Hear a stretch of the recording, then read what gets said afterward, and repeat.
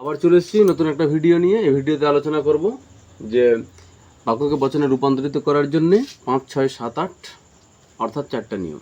আগের ভিডিও যারা দেখোনি তারা অবশ্যই আগের ভিডিওটা দেখে নাও।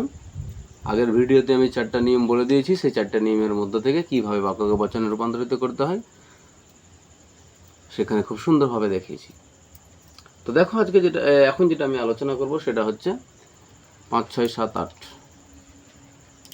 তো একটা আমি 5 নম্বর নিয়ম বলি যে একমাত্র কেবলমাত্র শুধুমাত্র মাত্র ইত্যাদি পদ যদি বাক্য থাকে, আমি আবারও বলছি একমাত্র কেবলমাত্র শুধুমাত্র মাত্র ইত্যাদি পদ যদি বাক্য থাকে তাহলে বাক্যটিকে বাক্যটিকে সামান্য সদর্থক বচনে অর্থাৎ এ বচনে রূপান্তরিত করতে হবে। কিন্তু যদি উক্ত পদের সঙ্গে নঅর্থক চিহ্ন থাকে তাহলে বাক্যটিকে বিশেষ নঅর্থক বচনে অর্থাৎ ও বচনে রূপান্তরিত করতে হবে। আর অবশ্যই এক্ষেত্রে মনে রাখতে হবে যে উদ্দেশ্য এবং বিধেয় পদের স্থান পরিবর্তন করা বাঞ্ছনীয়। 6 নম্বর নিয়ম আমি একটা বলি যে কখনো কখনো মাঝে মাঝে ইত্যাদি পদ বাক্যে থাকলে বাক্যটিকে বিশেষ সদার্থক বচনে অর্থাৎ আই বচনে রূপান্তরিত করতে হবে। কিন্তু উক্ত পদের সঙ্গে যদি নঅর্থক চিহ্ন থাকে তাহলে বাক্যটিকে বিশেষ নঅর্থক বচনে অর্থাৎ ও বচনে রূপান্তরিত করতে হবে।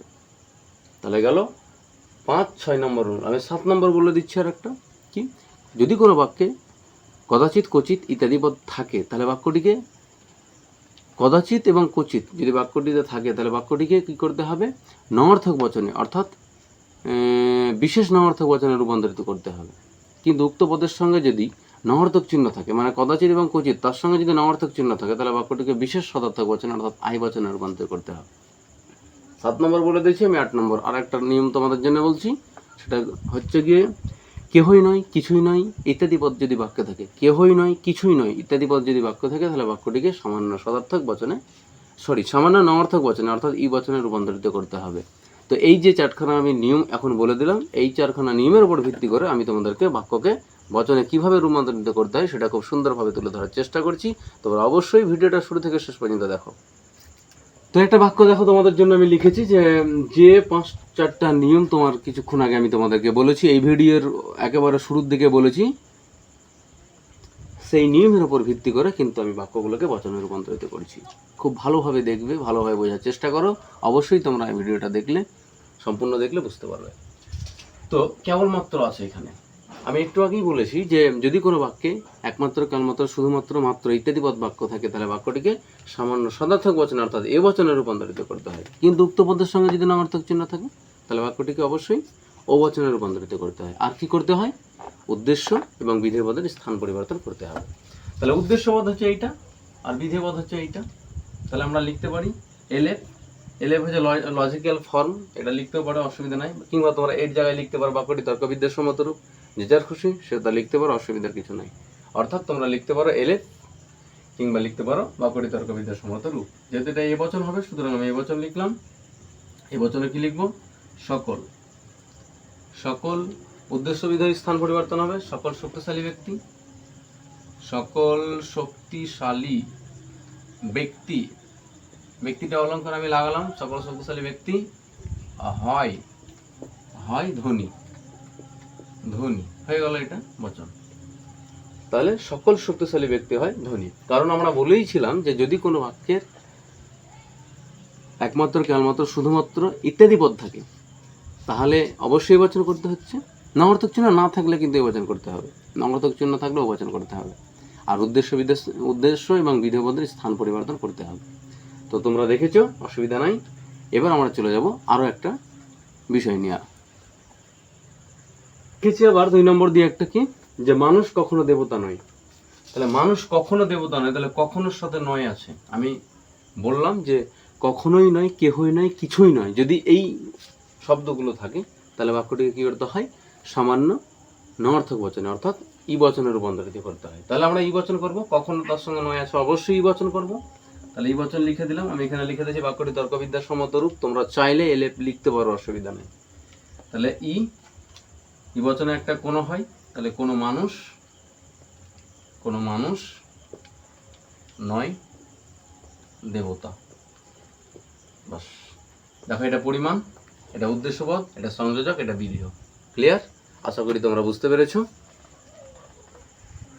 তো চলো শুরু করি। আরেকটা নিয়ম আমরা যেহেতু বলেছি, সুতরাং নিয়ম ধরে ধরে করে দেওয়ার চেষ্টা করছি তোমাদেরকে। টক আছে আর এখানে কদাচিৎ আছে, এটা আপেল আছে, তাহলে কদাচিৎ আপেল টক। আমি বলেছি কদাচিৎ কচিৎ ইত্যাদিবাদ বাক্যে থাকলে বাক্যটিকে কী করতে হবে? বিশেষ নামার্থক বচনে অর্থাৎ ও বচনে রূপান্তরিত করতে হবে। আমরা দেখতে পাচ্ছি কদাচিৎ, তাহলে এটা অবশ্যই কী বচন হবে তোমরাই বলো।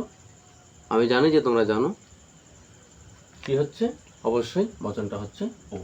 তাহলে ও বচন দিলাম, ও বচনে ডবল কোনো অর্থাৎ কোনো কোনো আপেল